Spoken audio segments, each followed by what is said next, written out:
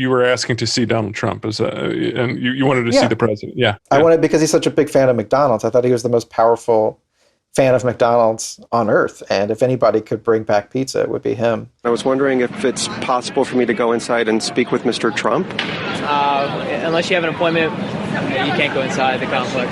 Can I ask you, do you remember when McDonald's used to serve pizza? You're shrugging. That and so much more coming right up on today's episode of The Pod Spotter.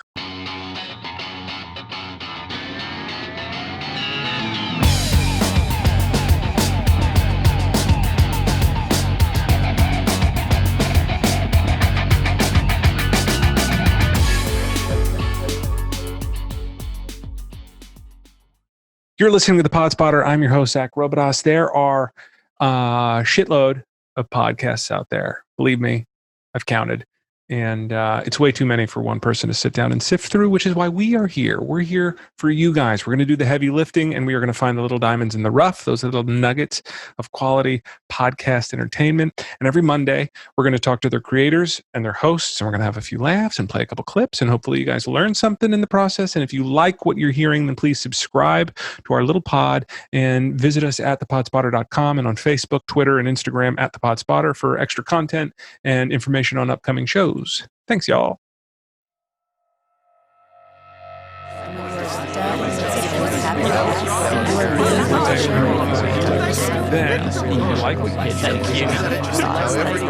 Facebook, Twitter, Instagram. It's really a pleasure. I've been screening hundreds of podcasts.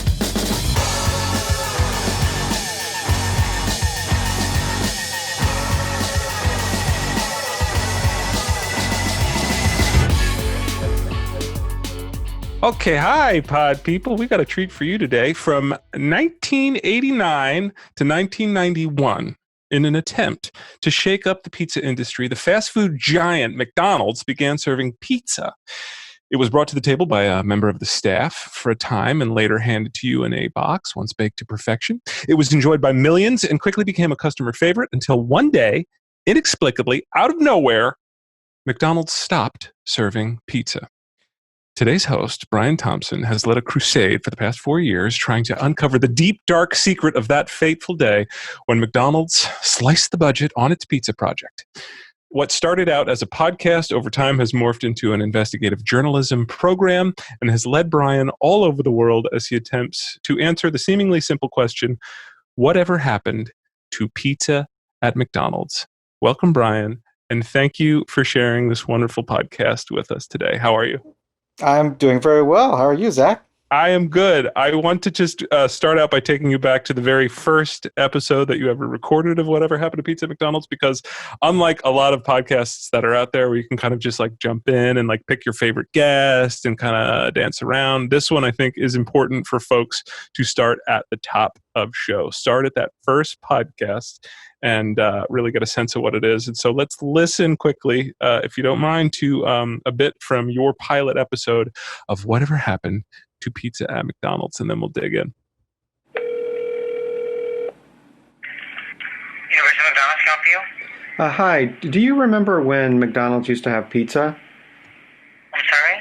Do you remember when McDonald's used to have pizza?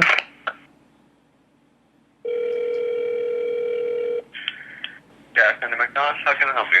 Hi, do you have pizza? No, Didn't McDonald's used to have pizza? I don't think so. You don't remember McDonald's ever having pizza? No, I don't. Can I speak to a manager, please? I am a manager. You don't know whatever happened to the pizza at McDonald's? No. Okay. Have a nice night. And that's pretty much the first episode, right? That's pretty much... that's right. Yeah, that's the first episode. It was intended to be the only episode, but...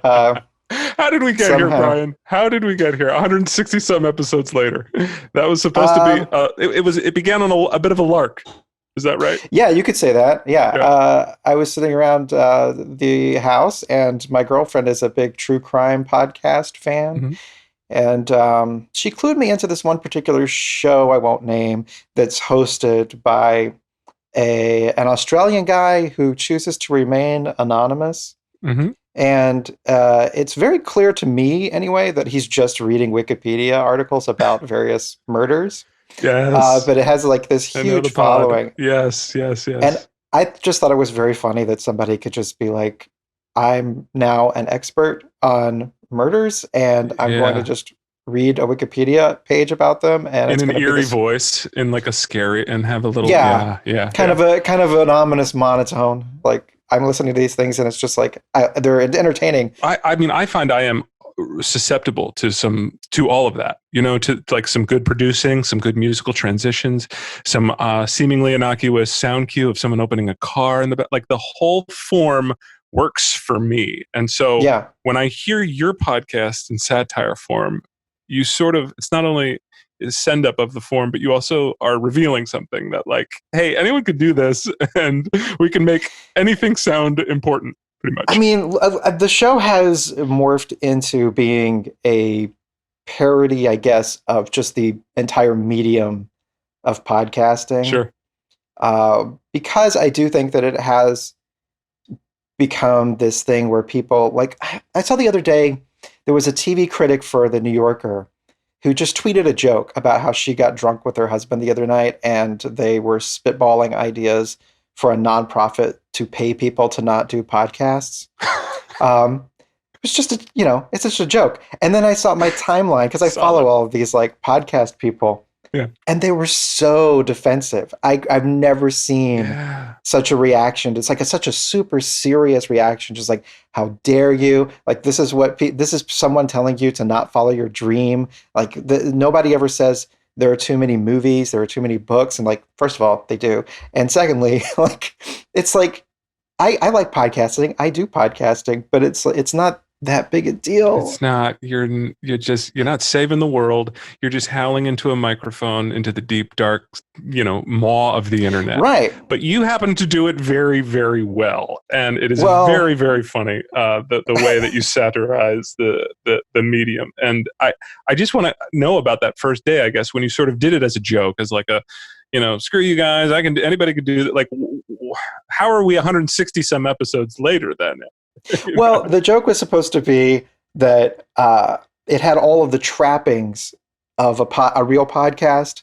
So, like, the main part of the joke was that I started a Twitter account and I started a Facebook page and I like put it on iTunes, and it was only ever supposed to be one episode. I'm doing this investigation.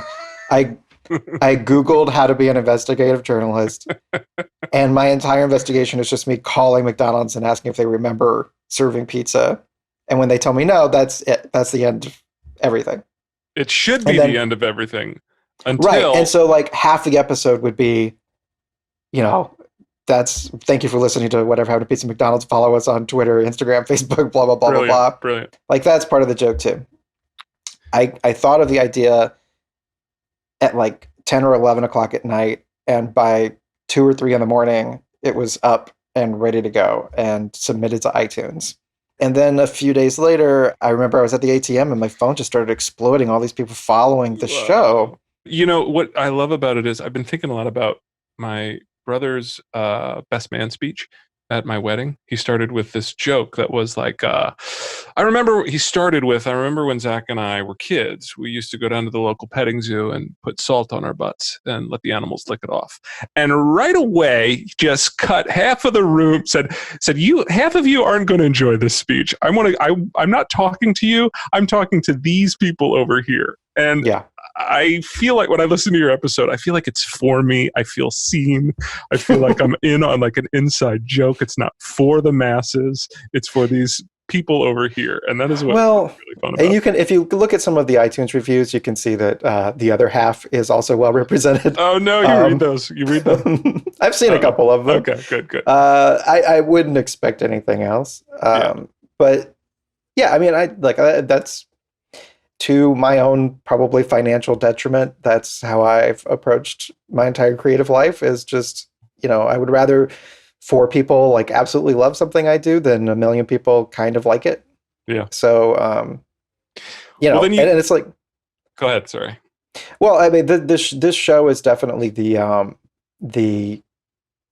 purest of any sort of creative endeavor I've done. Like the one that is the most just me doing any weird idea It's that comes clear to you've mind. created your own sandbox and you're just happy to play and riff and go down whatever alley that you want to go down that entertains you. Is there a metric by which you're evaluating, like, are my followers into this, tangent that I'm going on? Or do you just have the freedom to just play and do whatever you want? It's not conscious as far as like, the numbers of listeners and things like that. But the thing that really does keep the show going in a way that I completely did not expect is interaction from listeners. Like people, they definitely play along. Like when they write to me on Twitter and stuff, it's definitely from the understanding that I am like the person who's on the show. And like, I have these informants all over the world that are just like, I went to my McDonald's and like, I don't know if I should send you this information on a secure channel, but created a cult of sorts. Well, let me just get to another piece, because you get some fuel pretty early on in one of the episodes from one of the employees at a Pomeroy location, one of the last known locations to serve pizza at McDonald's. And original recipe. I'm sorry, must OP. specify. Okay, OP. This is not the stuff you'll find in Orlando. This is the good stuff. And let's listen to the conversation with that McDonald's employee, which kind of gives you the fuel for the rest of your show. We fight every year to keep it. We used to serve pizza in our McDonald's, in all of them, and then they gradually just took them away. That these two particular McDonald's that we have does real well with their pizza sales and stuff. What do you mean you have to fight every year to keep it? Well, we just have to prove that it's a good sales in our stores. Do you know why McDonald's as a corporation is so against selling pizza in their restaurants anymore? I don't have a clue. When did they stop? I can't even tell you that. They just gradually just started taking it out of all the McDonald's. Is there a downside to serving pizza at McDonald's? No. There's so many things we're not allowed to talk about as an employee for McDonald's. Has anyone at McDonald's specifically told you not to discuss why they no longer serve pizza at most of their restaurants? No, a lot of things we're just not supposed to discuss. And thus, the sort of cloak and daggers component of whatever happened to pizza at McDonald's is born. It's another thing that I didn't expect. I think one thing I pride myself on the show is that almost none of it is fake. As far as like the people I talk to, and that can be really cringeworthy on shows when like the sort of jerky boys pranking people. But your way in is very interesting in that, like, we're always laughing at Brian, like we're always laughing at the character of you. Which, by the way, I was sort of more nervous for this interview than most because I didn't know who was showing up. I had to prepare like separate questions for podcast Brian and real Brian, because your commitment to the character, it's tribute to your commitment to the character, really, because you are so committed that we are laughing at him. We're not laughing at these people that you're quote unquote punking. You make yourself the butt of the joke. Was that a conscious thought? Oh, for sure. Yeah. Because I like the sort of prankier stuff as well, but the versions of that I've always found the most interesting are the ones that sort of take the focus of the joke off of the person who's being thrust into the unusual situation. For sure. There are a ton of like influences on the show. One of the biggest ones is this show called The Phil Hendrie Show, which was on for many, many, many, many years on KFI. And it's this guy, Phil Hendrie, who hosts the show. It's like a normal talk radio call-in show. He'll have a guest on, and his guest will gradually get more and more insane, the things that they're saying. It'll start very innocuous. It'll be somebody that's like a diaper expert about how a lot of diapers that babies wear don't breathe very well and they overheat babies. And then eventually he'll talk about how there was this one time a baby got so hot in his diaper in the middle of the night, he climbed out of his crib and crawled out into the snow and died just to cool off. And real people will call into the show. They hear this on the radio and they call in and they're like, this man's insane, get him off the radio. And the genius part of the show is that Phil Hendrie is playing both himself, the host, and the character. He has in one hand, like literally had in one hand a telephone receiver and a button to switch between the two of them. Wow, that's great. And you would not know that if you just tuned in for the first time. And so like the tension of that show and where the laughs are coming from is not just the reaction of the audience members. Like they're kind of like crazy talk radio calling people. So there's like a little bit of that. But really the tension is between it's about him like egging on the audience because he'll take the audience member's side against the character that he's playing. And so listening to that play, like it was really entertaining to me. And it takes the joke off of making fun of some unaware person. I've been describing it to people as though if Peter Sellers only saw Rain Man and then binged Serial, this is the podcast that he would create. And I hope that is fair because that's what I feel like. That's very fair. It's actually a compliment. Thank you. Good. I hear what you're saying about just the tension of juggling those moments and keeping them up in the air that your sort of inspiration had. But if I had to find one piece of audio where I feel like you got caught up in your own story a little bit, would be the conversation that you had with a garland manufacturer, where you actually started learning, like you'd actually done really good investigative journalism. And I want to play this clip because the character it's the one time I hear the character kind of go away as like Brian, the actual guy, is like, oh, thank you. That's really interesting. Let's hear your conversation with the garland manufacturers when Brian actually learned some real information. According to the operations manual, it was manufactured exclusively for McDonald's, and the manual itself bears the McDonald's. Yes, it was. logo. And it was 10 to 15 years ago. They were only in McDonald's for roughly 2 to 3 years because of the difficulty to program them. Oh, really? Yes. How were they difficult to program? They're extremely difficult to program. I don't even think there's program manuals for it. And if you call Garland Technical Support, they will not tell you how to program them because all that information is proprietary. Oh, really? It belongs to McDonald's? And you won't be able to buy parts for it either. So you're saying that McDonald's controls all of that information and keeps it under lock and key, so to speak? Yes. This is like your biggest sort of treasure trove of like you actually kind of solve it here a little bit. Yeah, I'm as shocked as anybody else. It's like this is like something that keeps happening. That's the main reason why the show has gone like 160 something episodes is because it actually is investigative journalism by complete accident. Tell the story how you got to Garland, how you found these people in the first place. A long time ago, I found out that there was this remote island way off the coast of mainland Alaska that used to house a military base, and they had a McDonald's. And the only reason that that military base existed was to keep an eye on the Soviet Union. So once the Soviet Union collapsed, that thing just was abandoned almost overnight, and including the McDonald's. And it happened to be kind of around the time that McDonald's served pizza. So I thought it would be funny to do a fundraising campaign to pay for a trip to this island because it's outrageously expensive to get there. It's like you have to fly to Anchorage, Alaska, and then it's another like $1,000 flight just to this island because nobody goes. And there's planes only come in twice a week. You mentioned twice. Yeah. Wow. So I set up this fundraising campaign with a purposefully ridiculous timeline on it, like just a few days. And I had to raise an outrageous amount of money to do this very stupid thing. And I thought, I wasn't going to succeed, and then I could milk having failed at my fundraising campaign for a while. But it did succeed, and then I had to go to Alaska, and it turned out to be this amazing trip. It's one of the craziest experiences of my life. I could do a whole show just talking about this town, this island in Alaska. But while I was there, I went to this McDonald's and I talked to some people, and I tracked down a guy who had bought that McDonald's after it was abandoned, and he came into possession of these pizza ovens, and he found out that they were manufactured by McDonald's. He wanted to repair them because pizza is like the only thing people eat on this island.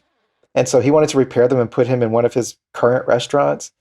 And he called McDonald's and asked, how to get the parts to repair these things. And they said that they don't make it anymore. It'd be cheaper just to buy a new pizza oven. So he threw them in a dump. And so there's McDonald's pizza ovens in a scrap metal dump on this remote island off the coast of Alaska. But he also, he gave me the operator manual. He was able to track down the operator manual for it. And it had the name of the manufacturer. So I called the manufacturer, and then I find this guy who his job was to service McDonald's pizza ovens when they were in operation. Just an unbelievable story. And he gives me this entirely different explanation for why they stopped using them. Because McDonald's official position, which is on their website, is that it just took too long. The time, yeah. Which is completely reasonable. And right, it's on brand for them too, for their sort of like how their inception and what they're, But no. So this guy tells me that's not the case. It's that they were too difficult to program. Is there a moment when you're in that hotel room though, and you're in Alaska and you have like maybe your pizza hat, the character's pizza hat, and you're just like, where's the line between Brian and this character I've created? The character is you at a certain point. Like you're doing the thing. It's not a joke anymore. Yeah, my life is very Charlie Kaufman-esque. Yeah. Because I am. It's like I am doing this as a joke, but I am also literally here, like with equipment. There's a guy driving me around, and you said hotel room, but there are no hotels on this island. It's just military housing that people have bought and they rent out. And it's this one guy who through Airbnb rents out these 3 houses that are all connected to his house. And it's just a guy who he picked me up from the airport. And is he at all like weirded out by your mission, by why you're there? I was in character the entire time, but I'm in character, but I'm not dishonest with people, even when I'm in character. No, so I use, I'm saying my name is Brian Thompson. I have these questions about pizza. I really do. I think that's another key to the show's success is that people, because I'm honest with them, I don't think people feel like they're put on the spot. They just think they want to help me. Like they're desperate to help me because they think I'm just an idiot. Well, that's the thing about that audio I just played too, because you've cared so much, you've fooled yourself into caring so much. The audience does care. So even though it's like a lark, we care, we want to know. And when we get this information, you're like, oh my God, I can't even believe this. I do have to know though, on the plane, when you're dealing with a stewardess, which Brian is there? Which I was in real character the whole time. And from setting foot on the plane at LAX to coming back home, I was pretty much in character the whole time. And who is that guy? He's a part of you. He's in you. That guy is a manifestation of something. You know what? I that's another weird side effect of this show is that I hear from a lot of people who are like, I love this show because I listen to it with my kids. Mm-hmm. And in my comedy career as as liberal use of the term career, I definitely, that is not my background. My background is stuff that's really you're a performer. You're a performer. Friendly. I come from an acting background. I'm listening to a really a very good comedic performer, and there must be some preparation or something that sort of gets you into that mindset. You're thinking about anything other than just do the voice, No, it's like the voice comes out of the attitude of just being someone who is singularly focused on something. You could say simple-minded, but just that character he's the defining qualities are prudishness and fastidiousness, this obsessive adherence to politeness that's clearly masking a lot of internal rage that doesn't know how to get out. I think that the character, it's definitely evolved over the course of the show, and I think that character has become outrageously passive aggressive at this point, especially when it comes to dealing with people who he thinks are in his way or I want to play him. Maybe my favorite piece of audio from the time that the character that you built, this identity, came across the real human that exists in the world. Do you know piece of audio I'm talking about? Is this the chip in my head? This is the museum sort of the McDonald's museum curator that you talked to here. Let's have a listen to when Brian called the McDonald's museum, and let's have a listen. Right now, I'm in the middle of trying to get someone relinquish control to us, a original worker's cap for those who worked one of those ovens. Oh, I do. I also have a McDonald's pizza cap. It's red, and it says McDonald's Pizza on the front, vintage cap. That is not something. We don't have that, but I'm trying to get this person to donate it to us. Yes, well, I would donate mine, but it's one of my most treasured possessions. I wear it all the time. It's understandable. Right. Yeah, but I'm like you. I'm on the search for things like that because it's such a bizarre chapter in McDonald's history that people don't even think it actually exists, and I'm trying to gather the evidence to one day display and say, yes, this did happen. As much as, like you said, McDonald's doesn't want to talk about it. It did happen. This is exactly my own personal quest. I believe we may be kindred spirits. Fun. So I found a real life Brian Thompson. A real life Brian Thompson. And he's the curator of a McDonald's museum that sees about 300 people a day, which I couldn't even believe that number when he said that. He's got to be inflating almost those. Unbelievable. It's really great. Have there been people like that curator that you've come across who have other attachments to sort of novelty fast food items that like are like, hey, why, while you're working on this, do you happen to know anything about, like, I don't know, Shamrock Shake is sort of like the one that everyone has like a very personal relationship with at McDonald's, but there are, countless other sort of novelty items that have come and gone from fast food's attempt to bring in new customers. Yeah, the one I hear about the most is the Wendy's Super Bar. People are very curious about the Wendy's Super Bar. One of our own producers was like, you got to ask him about the Super Bar. He like lives like his first thing after listening to the pod. What is it about the Wendy's Super Bar? It's just I think it was one of those things that people who loved it really loved it, and it was why they went to Wendy's, and everyone else was just like, this is a disgusting public health hazard, and I'm not going to get anywhere near this. This is like, you're really getting out of your lane, Wendy's, with what you're good at. Yeah. Because it was like there was like a taco station and pasta and outrageous stuff. It sounds like a salad bar. I don't know why it doesn't work. Salad bars are still around. Well, are they? Diners. I don't know. So part of the podcast for Brian is that he does regularly see go down. It's not always about, you're not always so focused on pizza at McDonald's. So the majority of it is, but sometimes you spend time at the library trying to take out Willow and various other adventures. It's sort of, it makes sense with your UCB background. This is a very like improv concept. The idea of like, give me a word, and now I'm going to expand on that word for an hour.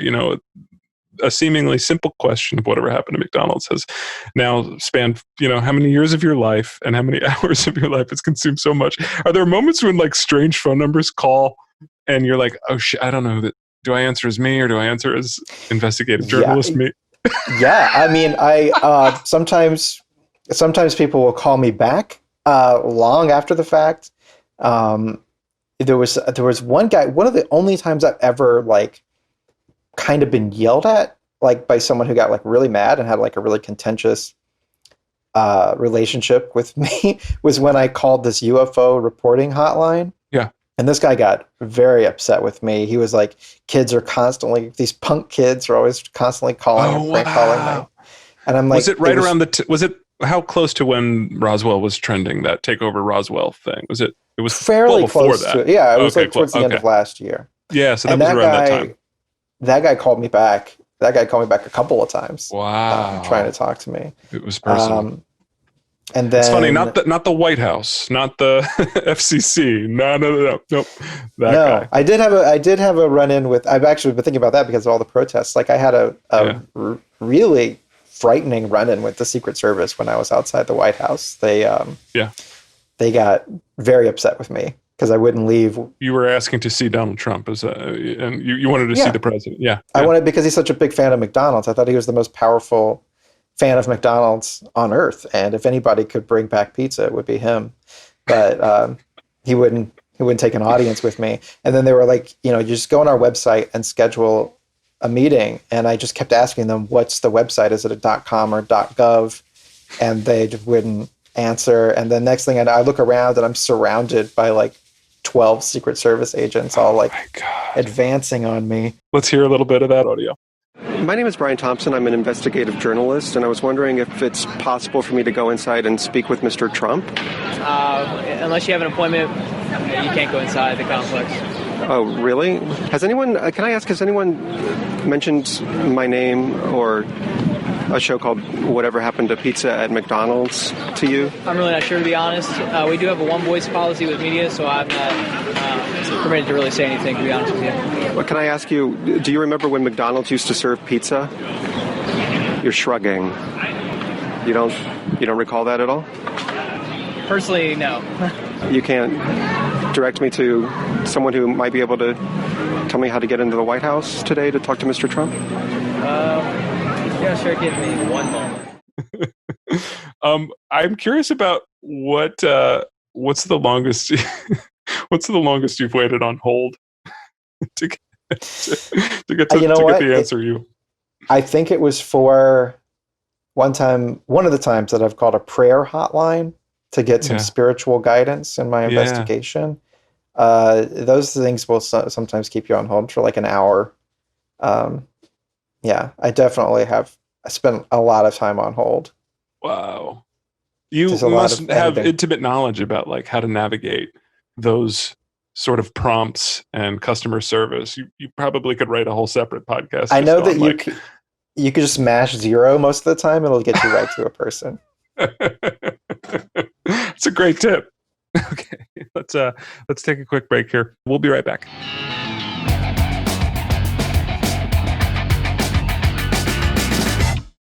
We are here to fill the role of looking for great content for you. We are podcast liaisons, if you will. And if you like this show, please check us out and subscribe and visit thepodspotter.com and on Facebook and Twitter and Instagram and all the other places. You put pictures of your kids. We're going to be there. On IG, we are at the Pod Spotter, and check us out there for lots of good stuff. And please leave a review if you can, a good one, a bad one, doesn't matter. All press is good press. And subscribe and rate and review us on Apple Podcasts and help spread the word if you don't mind. We are going to release a new episode every Monday. Every Monday, we're going to have a new interview, and we're going to feature a new wonderful little pod that we think you should be listening to. And we're just going to start plowing ahead. So please keep listening. And if you have any suggestions of quality pods that we haven't highlighted that you think we ought to give a listen to, please recommend those and visit us at thepodspotter.com so we know about them. Thanks, everybody.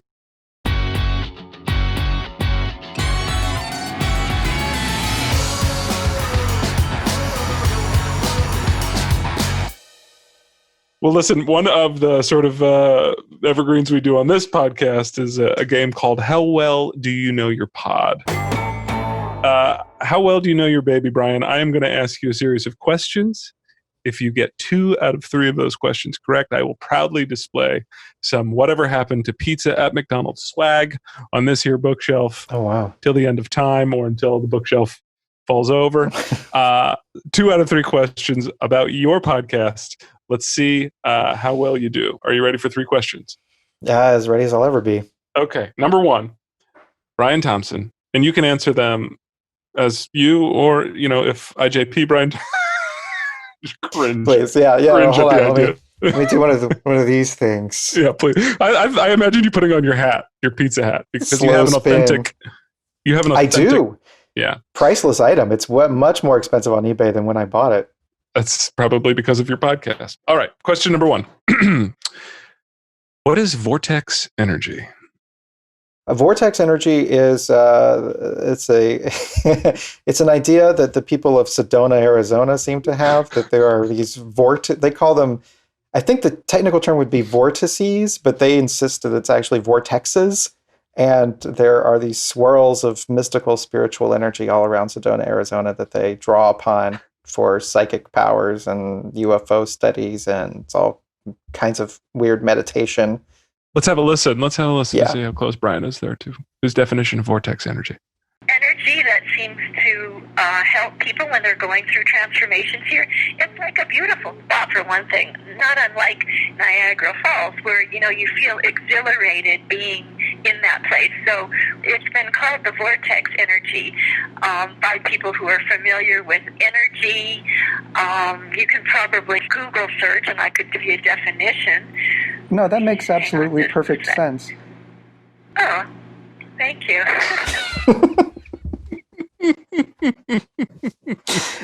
Oh, that poor Totally woman. get it. I totally get it. A poor woman, but also she's selling vortex energy. Come on, my That's goodness. true. But I hey, think if that somebody was around finds a the benefit time. from it, from vortex energy, hey.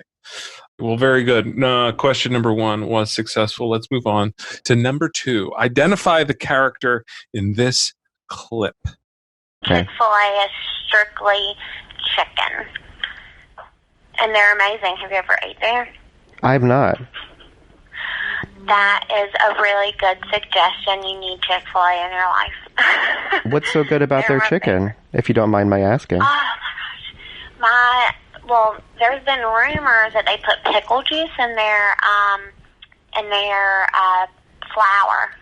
Pickle juice in their flour? Yeah, so... And you say these are just rumors? These aren't confirmed? I mean, no, they're not confirmed, but it's amazing. It's the best chicken I think I've ever had in my life. Who is that character? Who are you talking to? I do not remember the specifics of that. I remember that conversation. I think I was asking her about something else, clearly. For sure. Customer service person, maybe. Has a southern accent, so that narrows it down a little bit, but I don't recall.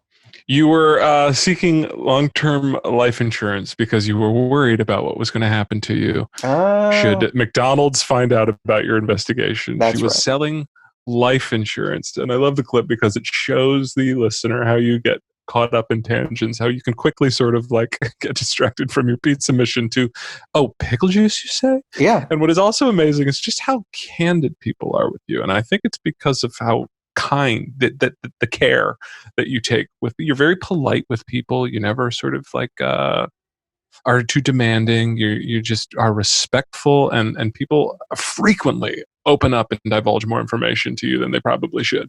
It's very surprising to me, and it fuels the show. I mean, there can be months worth of episodes that are based on something that somebody told me I had no idea they were going to tell me, and it just fuels the show.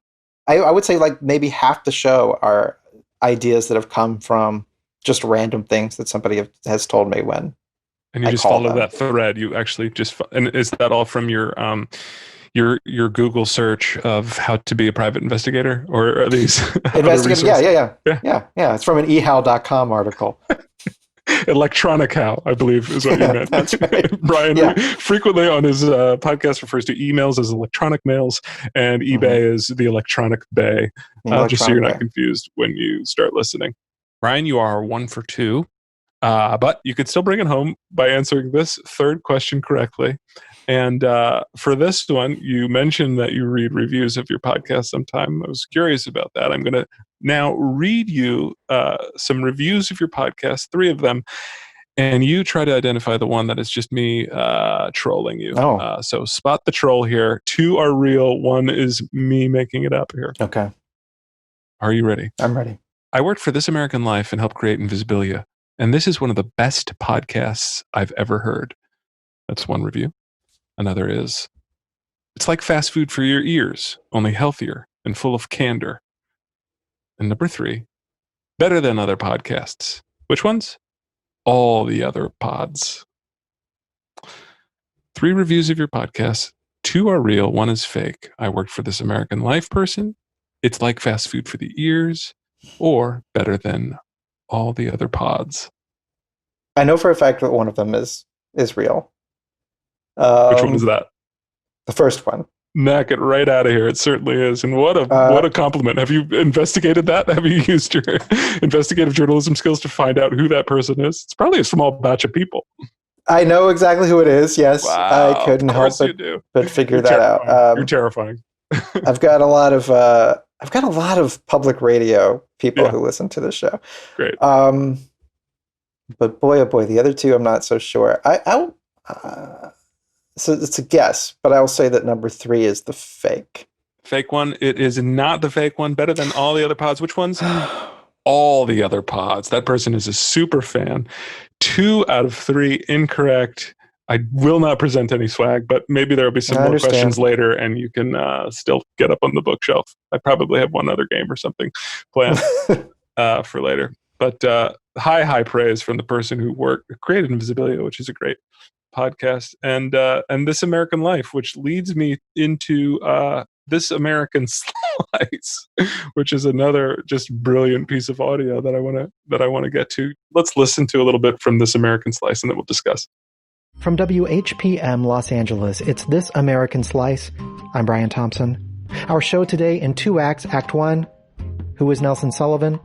In that act, we learn more about this Van Dyked man who filmed nearly every waking moment of his life, decades before filming yourself became boring. Act 2, Whatever Happened to Pizza at McDonald's? In that act, we follow Nelson and his friend Dick into the McDonald's in 1989 to see if we can uncover any evidence of pizza. Is it on the menu? Is it in the oven? How long does it take to make? It's called serious journalism, and sometimes that's exactly what we do. Stay with us. You realize how much mileage they get out of that music. It's so good. That transition music for This American Life. It can only have come from someone. Yes, you're poking fun of it at it, but it's also clear to the listener that you are a fan of podcasts. You're a fan of This American Life, probably, because it is a true homage to the medium. And you're obviously a listener because you're doing a very good. It's not an exact IRA, but you've got the NPR cadence down. Yeah, long time listener. That's the big gateway, I think, for a lot of people. Is the gateway drug. I think for sure. This American Life is the first podcast I remember seeing billboards for. I was like, what the hell is it? Like, what is that? You saw them around New York in the subway. You're like, what is a podcast? And so that sort of brought us all on board a little bit. I was a big literary snob, like McSweeney's nerd when I was much younger. And so I think that sort of, you start reading Dave Eggers books, and pretty soon you're reading like Sarah Vowell books, and then you realize Sarah Vowell did all of these This American Life episodes, and one thing leads to another. Well, it's clear that you're a fan of This American Life and of the pods. Do you have an Ira Glass impersonation? I don't think I could. I do. That one I was trying to sort of split the difference between the character and an Ira Glass. My favorite Ira Glass is he does this thing before he asks a question of someone, a lot of times where he just sort of does this freight train of words before he asks a question. He'll be like, let me just ask, when you were,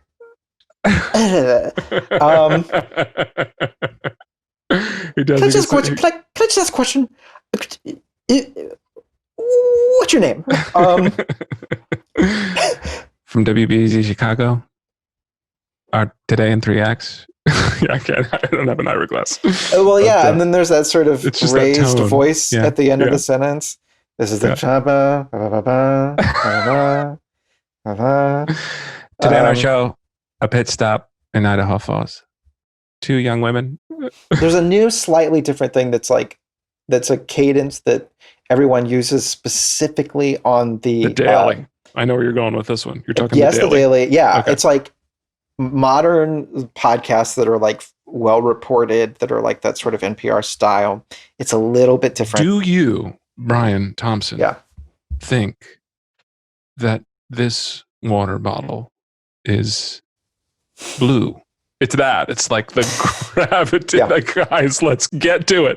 I know it's the Daily. I got 15 minutes here. I got to wrap this pod up. You guys need to talk a little faster. What is going on with that? And you're hearing it everywhere. And the other interesting thing is you're hearing it in the commercials that advertise on that podcast, because they're like, they want to catch your ear. They're like, oh, this is important. No, this isn't important. He's trying to sell me MeUndies. What's going on here?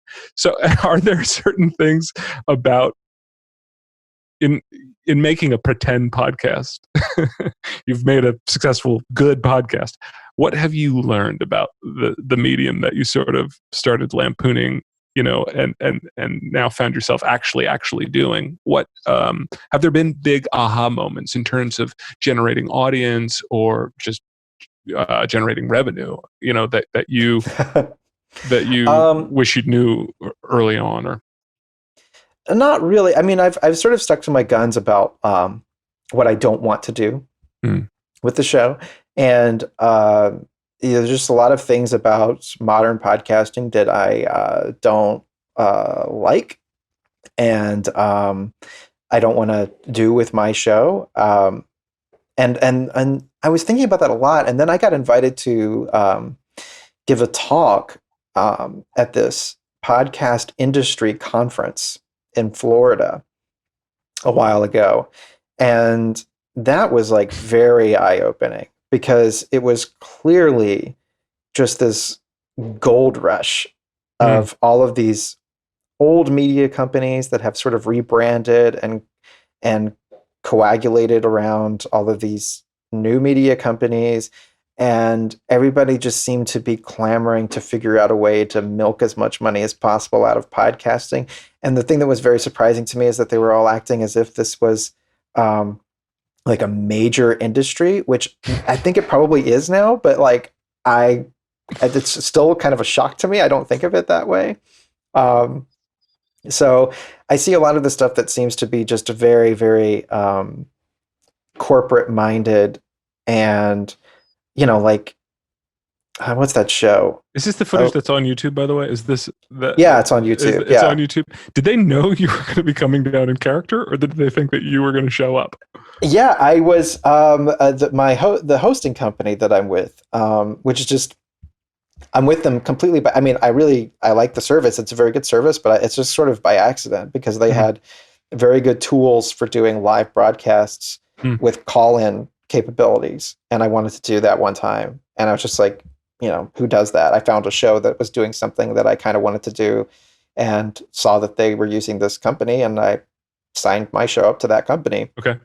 But it was just sort of coincidence because at the same time they had hired somebody to do like content development for them and really like curate their shows that were just sort of using their service and promote them. And he was already a fan of my show. And when he came over to that company, he was like, I was thrilled to see that you were hosted on our company, and I wanted to do anything I could to like help your show. And so he had me fly out to Florida, and I did a panel. We did an in-character Q&A, which I do not think went well because most of the people there didn't know. There were like 7 people in the audience, and 3 of them I think were listeners of my show, and then the rest were like industry people. And then I did another like panel discussion out of character, but it was definitely like a trade show. Yeah. Did the interviewee know that you were going to be in character? He seems like he's in the joke a little bit. That guy got it. Yeah, he's the guy who brought the audience most of them are probably just like looking at their phones trying to figure out how to sell their podcast, right? Like it's not. It was the worst possible environment to do any kind of comedy. Tell me about that balance and maybe personal people in your life. Is there anyone, mom, dad, anything that's like, hey, what's going on with this? You voted a lot. You're going to where? You're going to Alaska? They're very perplexed by it. The Alaska thing in particular, I think was maybe a step too far. I don't think so. I think they just couldn't believe that anyone would waste any money paying for me to go to Alaska for almost no reason whatsoever. Comedy gold. That's the reason. We'll see, Comedy but gold. I don't even think they know how to listen to a podcast, so I'm not sure they've ever heard the show. Well, I want to give you one more opportunity to earn some swag display here by asking you just one final question, and then if we'll have time after this, I need to ask you about the board game. But one more question here for Brian to test his private investigator skills, which you boast you learned from Googling. And I'm wondering if you could use those skills to figure out which of the following fast food items never really existed? Are you ready, Brian? I'm going to give you 4. 3 actually saw tables in certain fast food restaurants. All right. Number 1, Popeye's chicken shakes, a taste of bacon, maple syrup, chicken and waffles delivered in one cool summer treat. That's Popeye's chicken shakes. Pizza Hut's crown crust pizza. That's a pizza with mini cheeseburgers baked into the crust. Taco Bell seafood salad. This was a salad, a blend of lettuce, tomatoes, olives, showered with tender bay shrimp, and a mix of snow crab and whitefish. And then, of course, Burger King's Whopperito, a chopped up Whopper with added peppers, blend of cheese, onions, and taco sauce stuffed in a tortilla. Again, the 4 items: Popeye's chicken shakes, Pizza Hut's crust crown pizza, Taco Bell seafood salad, or Burger King's Whopperito. Can you snuff out the phony of the novelty food items? Well, I know that the hamburger pizza is real. That it's awful. Yes, it is real. Crosses over into some of my areas of expertise. Well, it's sort of their companion piece to pizza at McDonald's. Yeah, a burger and mini sliders. Guys, you gotta go see this. There are images on the internet. They bake tiny sliders into the crust. If I recall, it was only available in like the United Arab Emirates or like. Most of this stuff is only in Japan. Like most of the weird stuff is like Japan will try anything apparently. I'm just hoping that the chicken shake is not real. That's exactly right, Brian. You got to Popeye's chicken shake. Thank God it is not real. Taco Bell did have a seafood salad, short-lived. And Burger King's Whopperito doesn't sound terrible. Chop up a Whopper. You've got all those ingredients. That makes sense. Give it a try.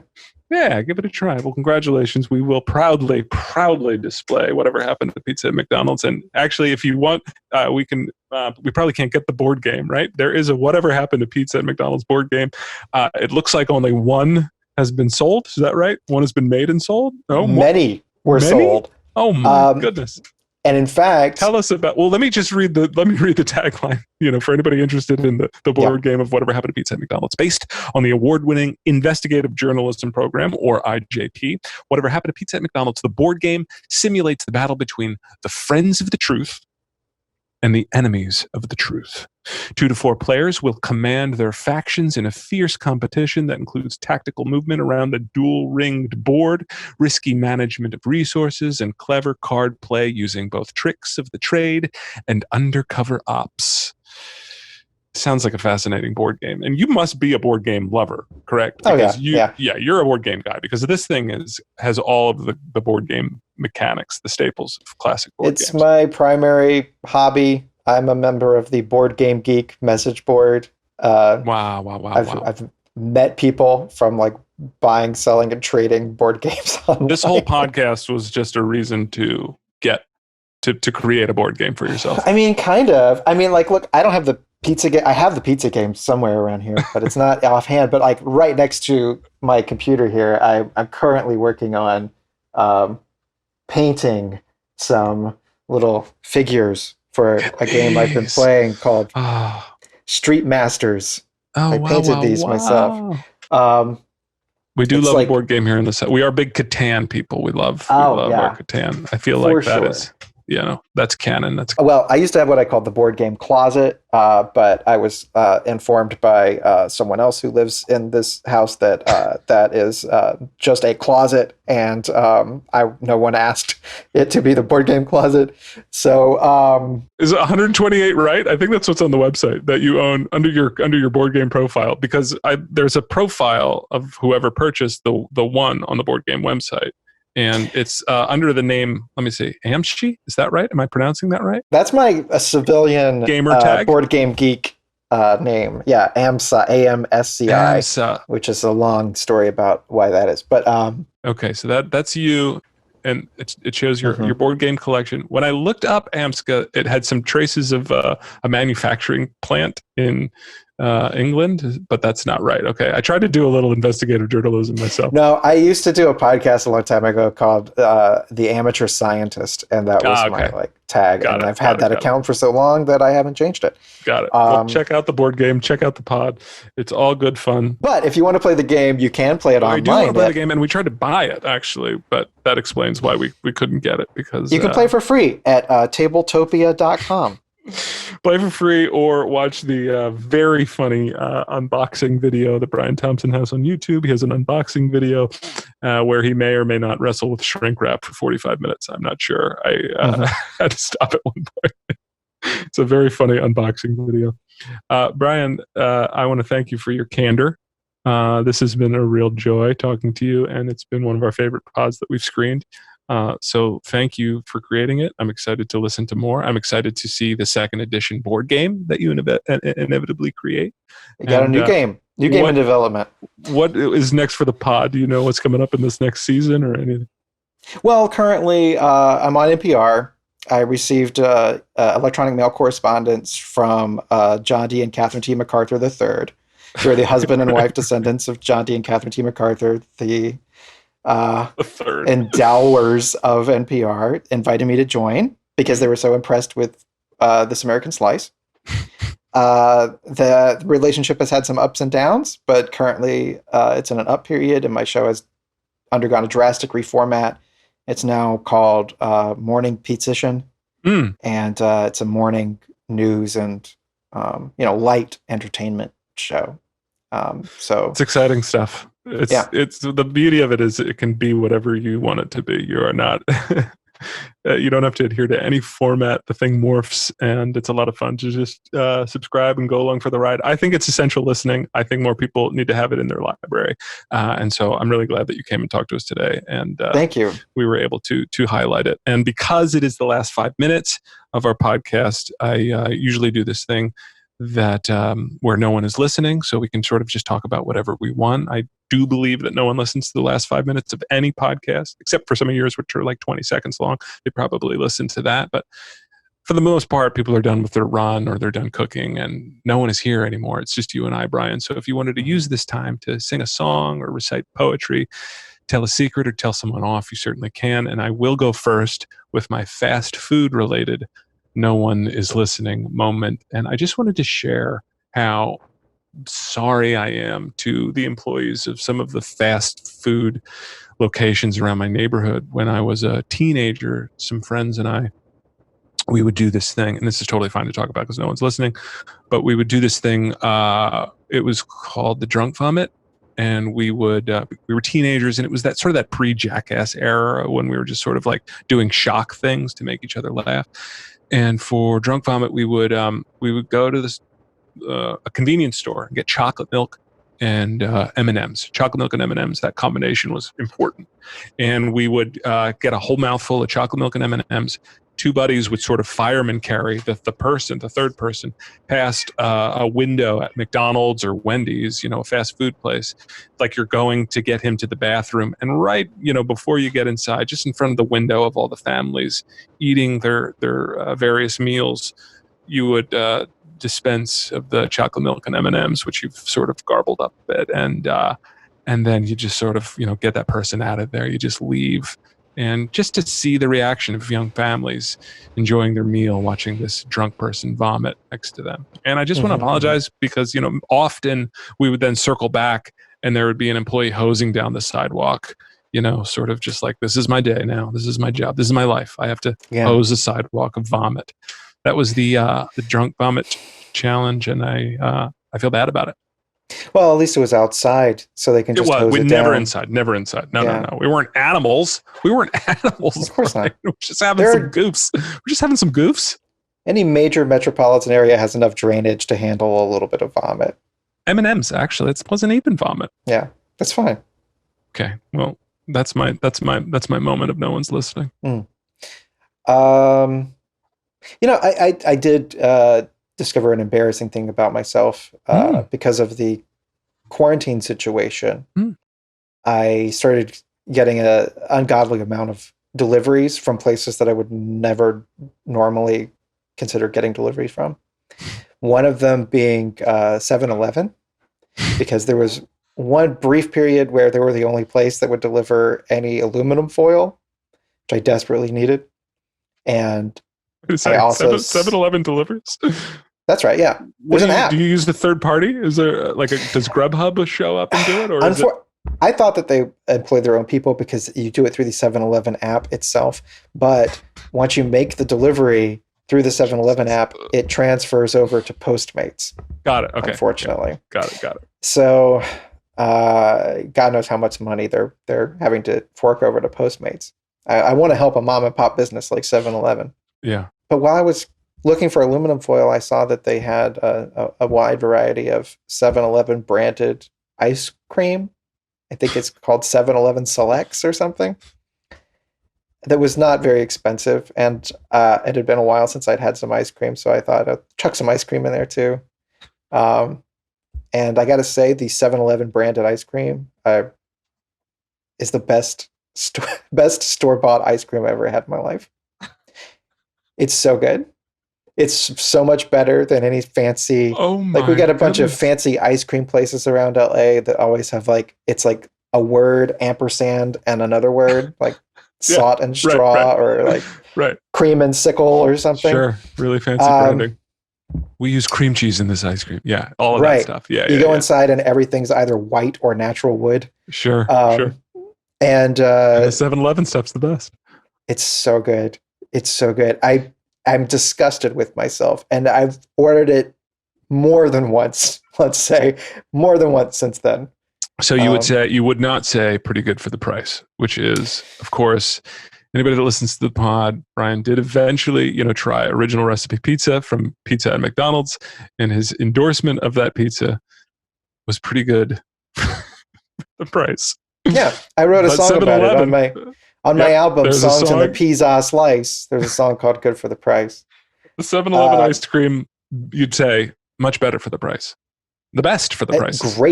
Great for the price. Not just for the price, just great. Overall, it's got to be some unnatural science going into that. They probably don't have to adhere to any of the sort of FCC regulations that, not up to the organic sort of. Yeah. They're exempt from a lot of stuff at 7-Eleven, but I definitely. Yeah, I've risked my life since then too. Once they opened back up, I risked my life walking over there with a mask on to purchase it with my own hands. There you go. There's the endorsement for the 7-Eleven ice cream. I brave COVID. It's so good. Brian, keep doing what you're doing. It's so fun to listen to. And please come back and chat with us again about all the stuff that you continue to create. Thank you so much. Thanks for having me. It's been a real pleasure. Good. All right. Thank you, Brian. The podcast is Whatever Happened to a Pizza at McDonald's. You can find it on iTunes, anywhere else, on all of them, on some of them, all of them, most everywhere. Of them. Everywhere you find your podcasts, you can go find it. It's easier to track down than actual pizza at McDonald's. Thank you, Brian. Thank you.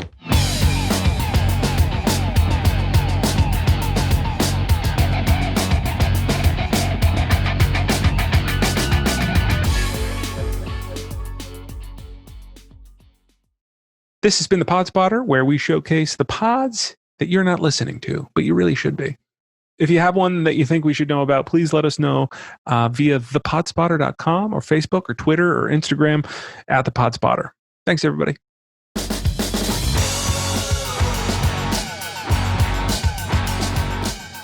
This has been Zack Robonos. The Pod Spotter is created by the Price Brothers, produced by Oink Inc. Radio, associate producer Tori Adams, and is recorded and produced at Baker Sound in Philadelphia.